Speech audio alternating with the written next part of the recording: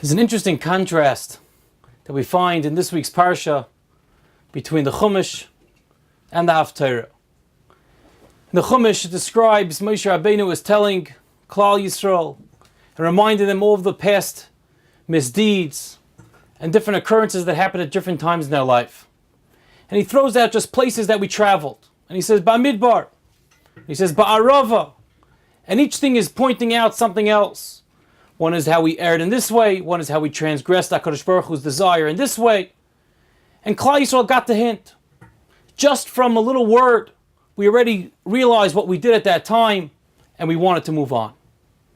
But yet, as Rabbi Chasman points out, in the Navi, in the Haftarah, we see the direct opposite. The Navi compares Klal Yisrael as he chastises us. We're compared to a shar v'chamar, a donkey and an ox. We're compared to an ami lo yizbainan, a nation that doesn't think, that's not introspective, that doesn't understand what's going on.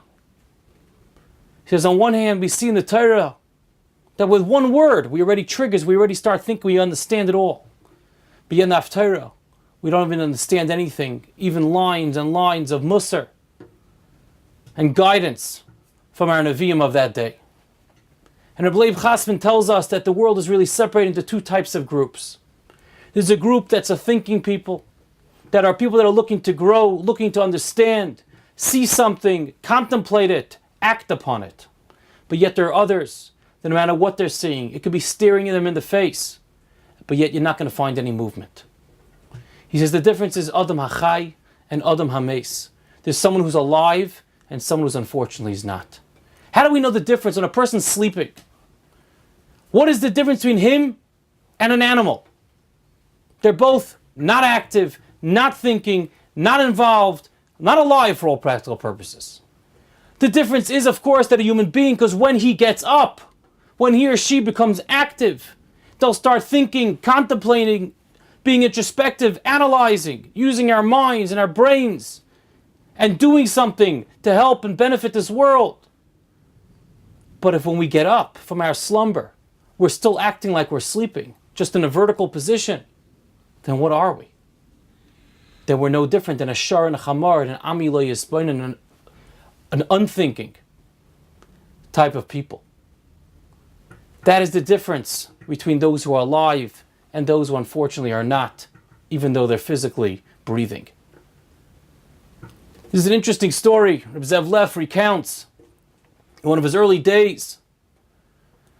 There was an individual who was told that he has to eat on Yom Kippur by his doctor. And he came to the rabbi crying. He said he's not eating. And then he sent him, let's get a second opinion. And another doctor concurred, and he says, you have to eat on Yom Kippur. And he says, absolutely not, I will not. He says, I didn't eat since my bar mitzvah. I'm in my late 70s, and I don't plan on eating now. So Rabbi Lev says, fine, it's your choice. However, I will instruct the gabbai not to give you an aliyah anymore in this shul. He says, why not? What did I do wrong? I want to fast. I'm taking on extra stringency upon myself here. Why would you not give me an aliyah? He says, because you're an Ovid Avodah Zarah. You serve Avodah Zarah. He says, what do you mean? He says, Hashem says, through medical knowledge today, Hashem's telling you, you are Avodah, your job is to eat this year Yom Kippur. You obviously have another God that's telling you that you're not allowed to eat on Yom Kippur, and you're choosing to fast. The man got the point. But the difference how we realize is sometimes when we just go with our gut instinct, their knee-jerk reaction, it's because there's no thought process. We're not realizing the bigger picture. We're not understanding. We're not living life the way we're supposed to be. And that's an unfortunate reality.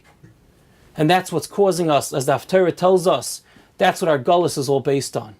When we act like a shar and a chamar, and act on it as a nation that doesn't think, that's not introspective and doesn't look get the hints from us, the way the Dor HaMidbar did, then we still are not learning the lessons of this gullus. And we just keep on washing from generation to generation.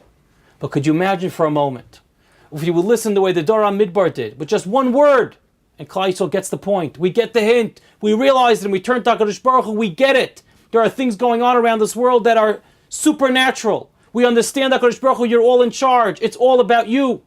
We just want to connect you further and further. We got the lesson. then HaKadosh Baruch Hu will hopefully tell us imminently that the time has come. You've realized your lesson. You've become a thinking nation, a nation that's growing, and a nation that's alive. And I'd love to join you in a much more focalized presence. And I'm going to bring the Gula Bekarev Mamish. Have a wonderful Shabbos.